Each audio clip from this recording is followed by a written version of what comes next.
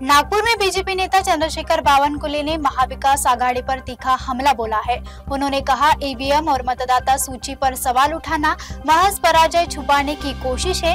राज ठाकरे की मोर्चे पर भी निशाना साधते हुए उन्होंने राजनीतिक स्टंट बताया है। त्याच मतदार यादीवर त्याच ईव्हीएम वर निवडून आले, मग आता ते खोटे निवडून आले होते का?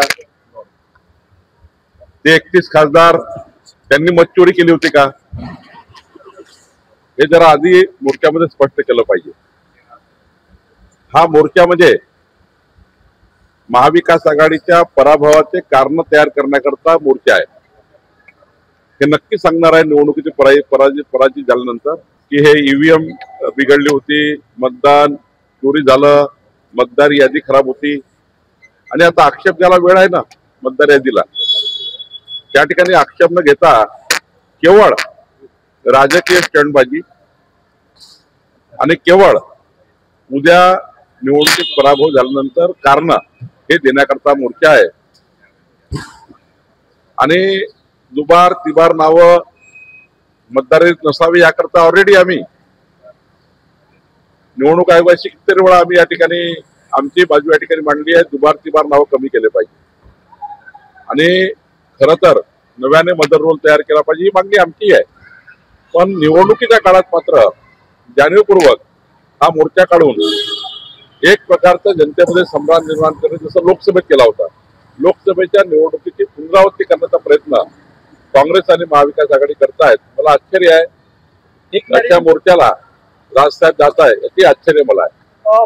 त्यांचा विषय ईव्हीएम असला तरी टार्गेट भाजप आहे आणि लोकसभेप्रमाणे फेक नॅरेटिव्ह तयार करण्याचा हा प्रयत्न होतो का? मी तेच सांगितलं, लोकसभेमध्ये जसं खोटारडेपणा केला, लोकसभेच्या वेळी सांगितलं की मोदीजी आले तर संविधान बदलतील, मोदीजी आले तर SC ST आरक्षण काढतील, असं काही काही करून बघितलं, त्यांना यश मिळालं। 31 खासदार निवडून आले, तीच मशीन होती, तीच मतदार यादी होती, जिकडं तुम्ही जिंकले त्याच मतदार यादी जिंकले, नवीन मतदार यादी नाहीये ना। मला असं वाटतं जेव्हा तुम्ही जिंकता तेव्हा ती मतदार यादी चांगली असते, जेव्हा तुम्ही हारता तेव्हा ती यादी बोगस आहे, त्या ठिकाणी ईव्हीएम बोगस आहे असं म्हणतात। महाविकास आघाडीच्या प्रत्येक पक्षाच्या नेत्यामध्ये मतभेद आहे। काँग्रेसमध्ये 4 तोंड 4 कडे आहे, काँग्रेसमध्ये एकवाक्यता नाहीये आणि त्यामुळे काँग्रेसच्या 4 नेत्याला जर विचारलं, काही लोक म्हणतात मोर्चा अयोग्य आहे, काही लोक आता पक्षाची बाजू मांडण्याकरता जात आहे, पण त्यांनाही माहिती आहे ह्या मोर्चात काही दम नाही आहे, या मोर्चाने काही होणार नाही, केवळ खोटारडेपणा होईल आणि उद्या निवडणुकीमध्ये महायुती 51% वर मतं घेऊन जिंकेल आणि आपला खोटारडेपणा होईल हे त्यांना वाटतंय। आम्हाला काय कुणाची एकत्र आलं काही फरक पडत नाही। आम्ही 51% तयारी केली आहे, आमची महायुती 51% जिंकेल।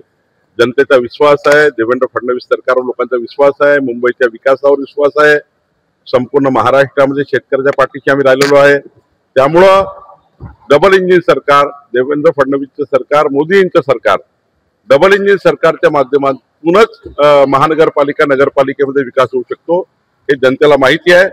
शेवटी स्थानिक स्वराज्य संस्था ज्या असतात त्याला सरकारचं पाठबळ लागतं आणि म्हणून त्या ठिकाणी लोक आमच्या पाठीशी राहतात। शेतकऱ्यांना कर्जात जाऊ नये, शेतकरी पुन्हा कर्जात जाऊ नये याकरता काही उपाययोजना सरकार करत आहे। दुसरं त्यांनी सांगितलं की आम्ही निवडणुकीचे आश्वासन दिलं होतं, पण हे नाही म्हटलं आम्ही पाळणार नाही, कुठेच त्यांच्या क्लिपमध्ये असं नाहीये। त्यांनी स्वतः या ठिकाणी परवा कर्जमाफीच्या विषयाकरता पुढाकार घेतला, स्वतः एकनाथजी, अजितदादा, देवेंद्रजी आम्ही सर्व होतो आणि त्यांनी अजितदादांनी अत्यंत त्या ठिकाणी काळजीपूर्वक आपल्या या शेतकरी कर्जमाफीला समर्थन दिलं। त्यांनी सांगितलं हे केलं पाहिजे, पण करताना मात्र आपण निकष ठरवले पाहिजे, निकषावर कर्जमाफी केली पाहिजे। सरसकट कर्जमाफीमध्ये धनदांडग्या लोकांना लाभ होतो हे अजितदादाचं म्हणणं होतं, म्हणून त्या ठिकाणी कमिटीच्या माध्यमातून ज्या शिफारशी येतील त्यावर त्या ठिकाणी सरकार काम करणार आहे। मी पूर्व विदर्भातल्या